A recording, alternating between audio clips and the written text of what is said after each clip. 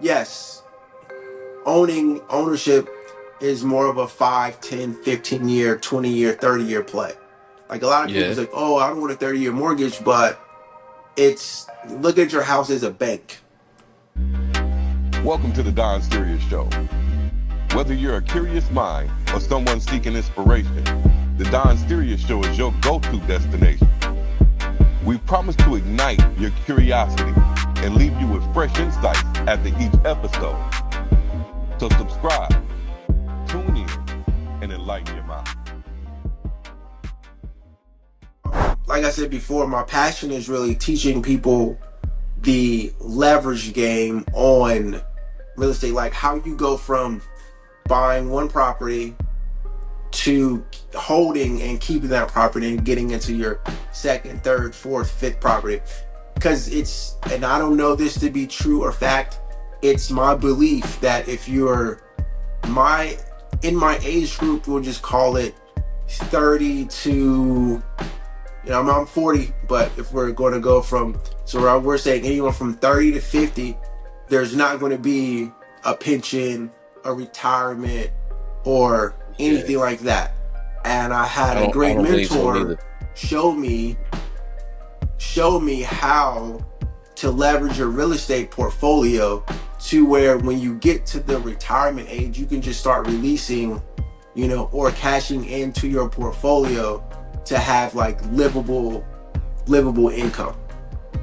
And Okay. I think that is my passion right now. I'm still deep diving into it. Sometimes it doesn't really change. It's still the same concept, but just talking through people of how they can make that work for them on a day-to-day.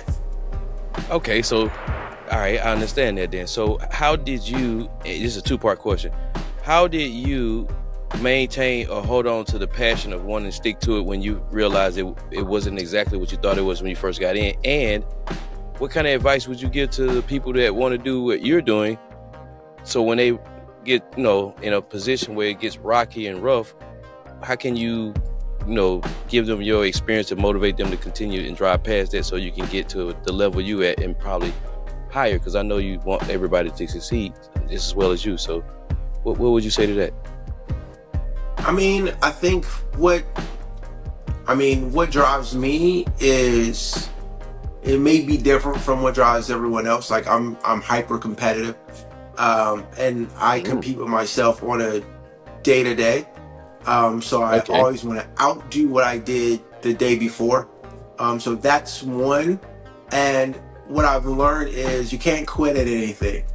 And the more action I put in, the Yeah. more God gives me back. It's so, because it's weird. Sometimes it'll be from sources that I don't even talk to, know, or anything, and he'll be like, well, because you're doing this action, I'm gonna reward you with this. Like, prime example, right?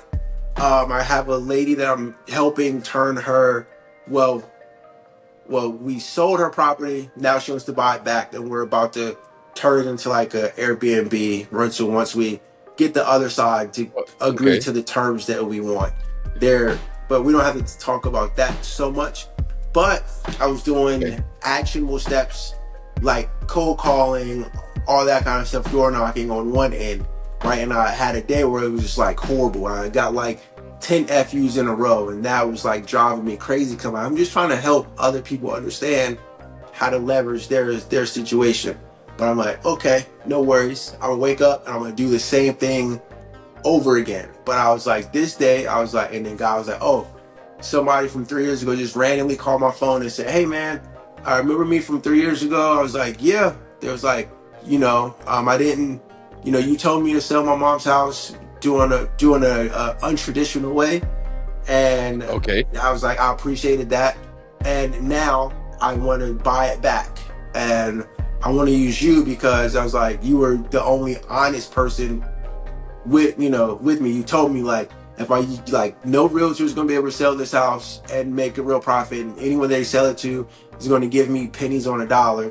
You should just, I was like, once you get all the stuff back, I was like, people that do wholesaling are going to start calling you, and they have back end buyers. I was like, whoever's offering you the most money, you should take it.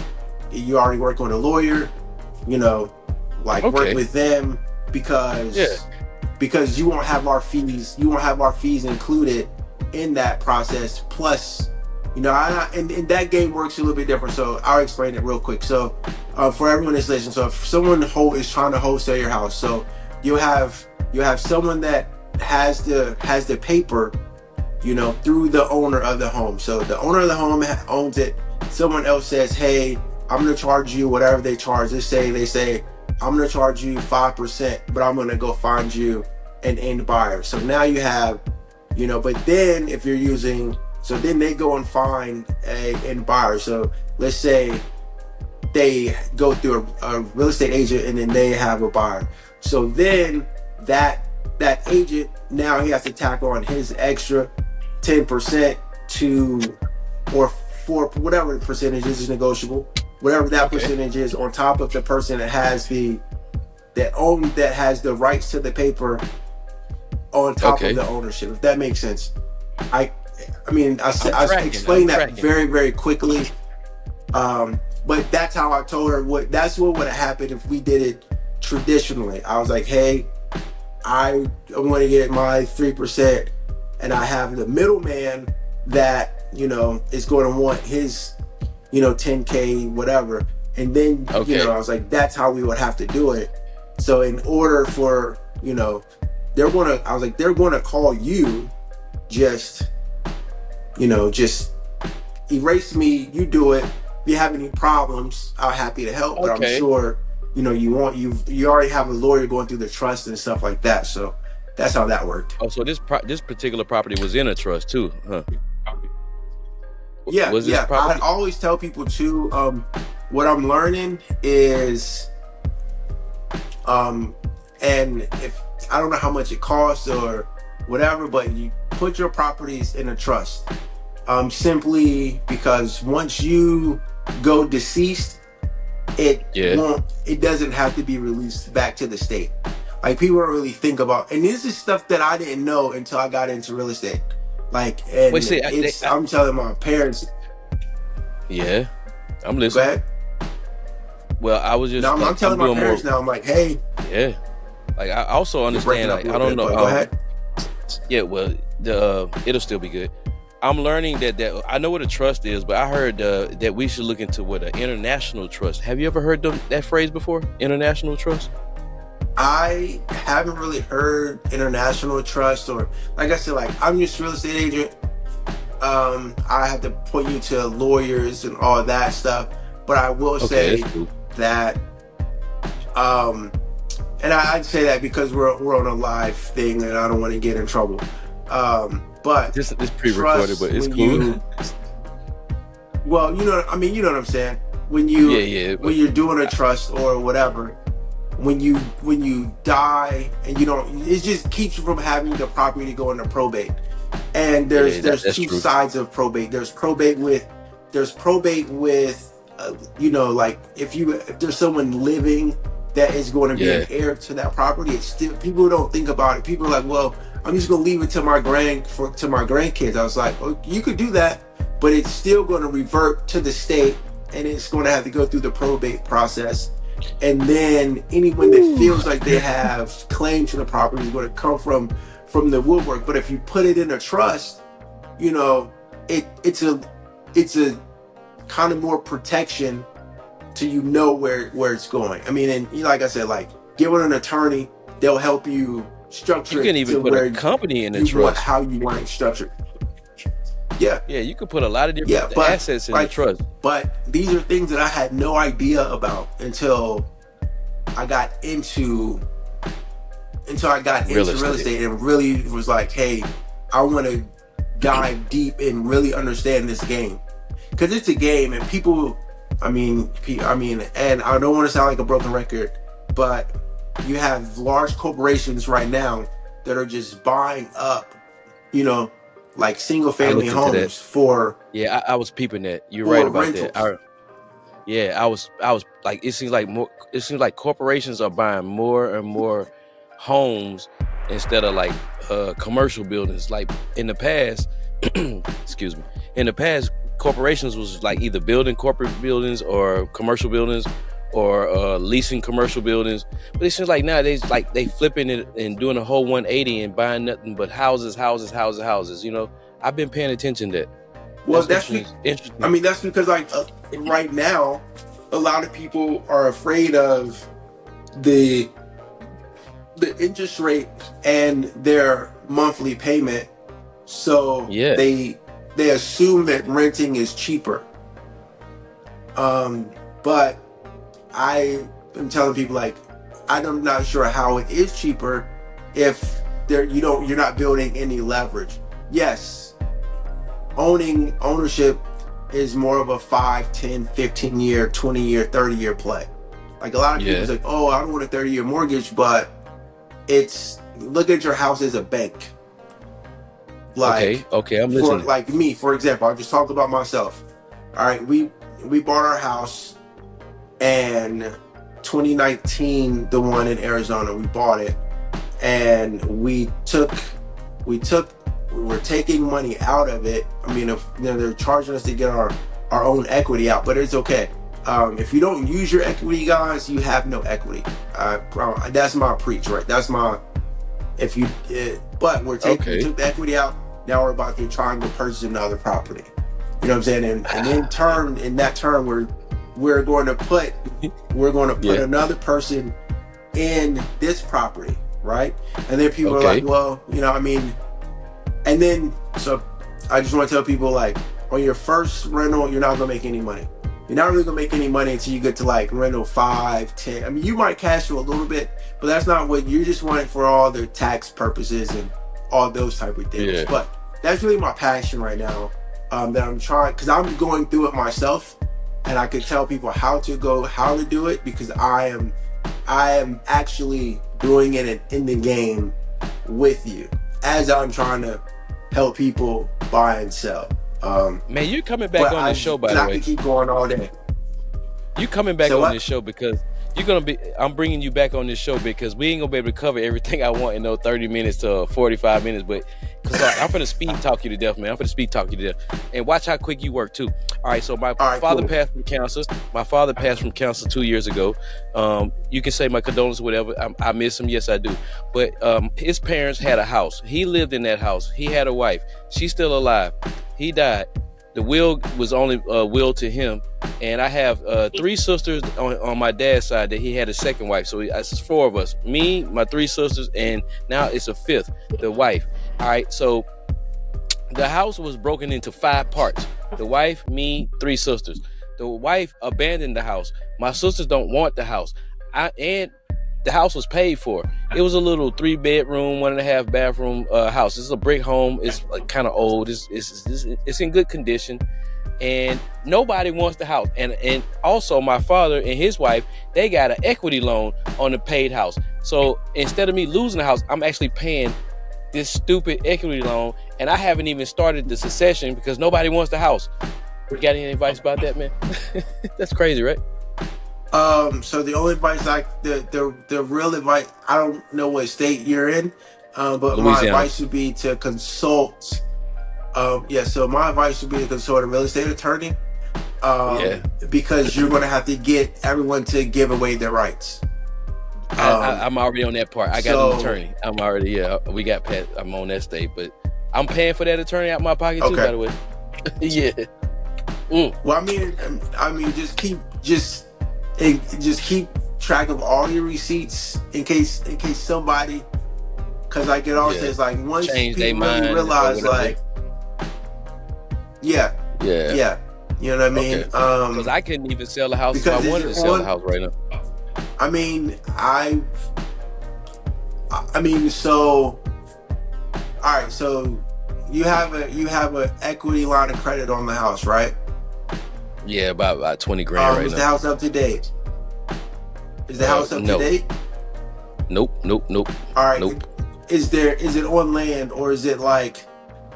It's on his own land. Is there acreage with the house? Nah, it's more like a lot. It's on its own land. Yeah. Well, how could you could you add on? Is the lot big enough for you to? Because you said it's what, 1 bedroom? No, I said 3-bedroom, 1.5 bathroom, 1.5 bathroom. Okay, 3 bedroom, 1.5 bath. Okay. Yeah.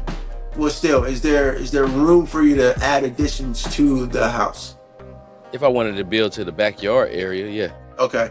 So I don't know Louisiana, I don't know the neighborhood, but a lot of people are especially in Arizona, where we're seeing where we come in and we say, hey, all right, so you got a 3 bedroom in a really nice neighborhood, but you haven't made any updates to your house. Let's try and add an additional bedroom. You know what I mean? Like let's just add more square footage.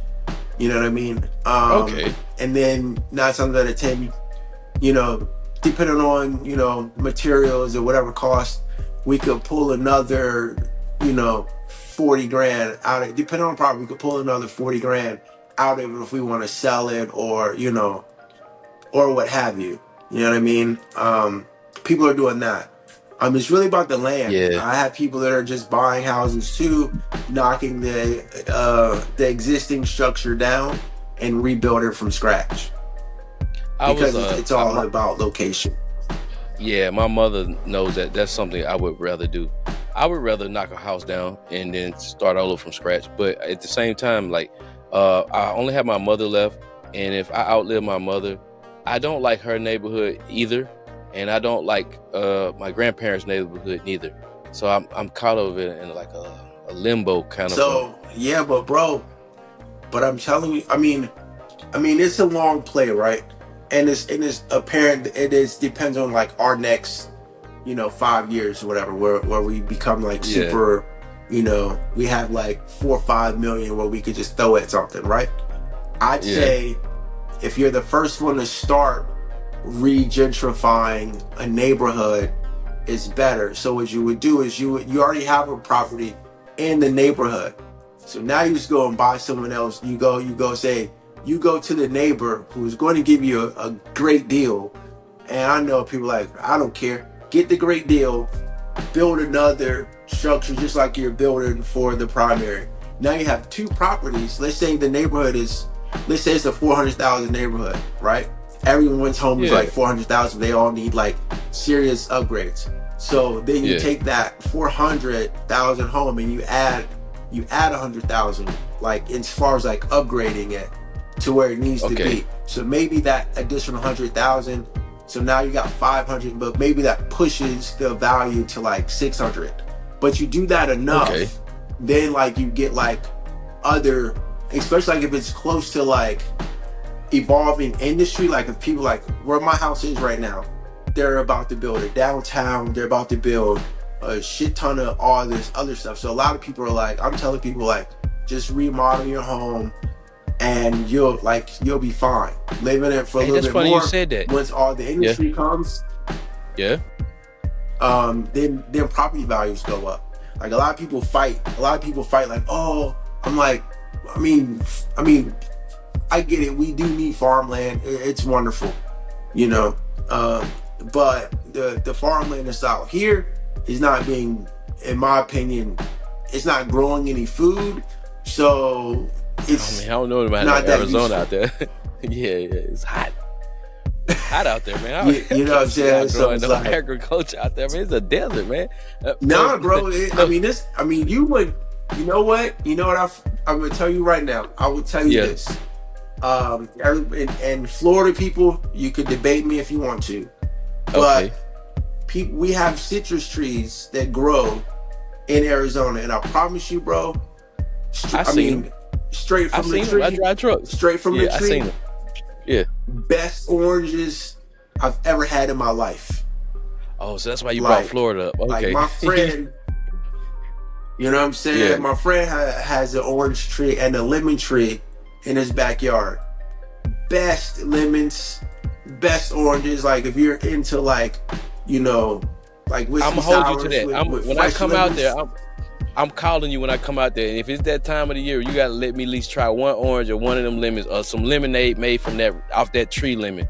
So I can cause I like oranges, man. I will. I'll call my friend. You just gotta let me, I'll call him because I don't have it in my yard, but I'm telling you, and there's a bunch of people I know that have oranges and trees like that. All right, so yeah, check this out, man. My mother, we're gonna go back to this before I get sidetracked. My mother has a lot. She bought the lot next door to her house for $1. There's no house on that lot. It's amazing, but bro, my mom got a lot for $1. She literally was watching and doing all the things she's supposed to do every year until like the people didn't pay no taxes. She went, gave them $1, signed it. It was like $1 plus the fees, like, so it's probably like $6 for a whole lot. But yeah, I understand what you're talking about, like developing it, because about a month ago, I just drove my 18-wheeler truck through Dallas, and I was trying to get off the highway because it was like construction and traffic. So I literally went through the hood, and bro, I almost wrecked the truck because I was driving and I was like, yo, that is like a new house. And there was another one and another one, and it was like, bro, they were beautiful, man. They had like balconies, like little, I don't know how to explain it, but I was like, oh wow, they're rebuilding it. And you could just tell, like, in about 5-10 more years, you would want to, and it's close to downtown Dallas, you want to live here. You don't want to live out there in McKinney and all that, Richardson and all that. Nah, you want to live right here, because like you can see the high rise over here and all these nice, man, it was really nice. So I understand what you're saying. Like, if we can just like regentrify our own area and build these nice houses and stuff, that would be very a big investment. That's what I think that would be, and it would turn into a great thing for your kids and your kids. Yeah, so but I'm listening. And what people don't understand is, like, you could do it. People could do that without giving up their property, right? Yeah, I agree with that. So it's really just, you know what I mean? It's really just being like, hey, collective neighborhood, like, we want better. Like, we have property. You already have the equity. You already have cash into it. A lot of times we just get into a place where we're like, I just want to move or live somewhere else. Okay, and that's fine. But you could literally be like, no, if you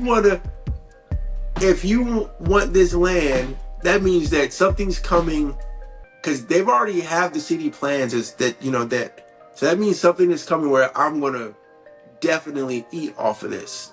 So just update it, do whatever you need to do. Keep every 5 to 10 years. Okay, so being a real estate agent, you're more focused. You can see the civil engineering that's coming in the next 5 to 10 years. Because, like, I kind of just realized about you being in real estate, you kind of know what's coming in the city. As me as a trucker, I'm leaving and going places, so I'm not really paying attention to development of a city or my city and what's coming. But I can see where you're coming from. But being a real estate agent, you pay more focus to, like, the areas and what's the development and what's to come in the future. And do you go to, like, some of these city council meetings or something like that? Bro, so I started going to city council and I started going to city council meetings in Georgia, bro. I would be the only. I'm telling you, I remember I was in a meeting. I was at a Sandy Springs city council meeting. The lady was like, yep. The lady's like, yeah, we're about to sue. And this is what I knew Sandy Springs was about to, I don't know if it's still happening or whatever. This was in 2017. I didn't follow it. They stopped kind of like talking about it. But they were about to sue the city of Atlanta to come off of their water supply. Oh, wow. So, okay. I mean, if you're gonna, like, you know what I mean? But yeah, I started, because I wanted to know what's going on. So I would go to these little meetings to see what's happening, to see what what laws they were about to try and release to either benefit the community, whatever. I just wanted to be in the know. But that's because, like, my mentor at the time was like, hey, you want to be really good at really good at this, or do you just want to be average? And I was like, I want to be really good at it. He was like, all right, well, we need to start going to city council meetings. So I was like, well, I live in Sandy Springs.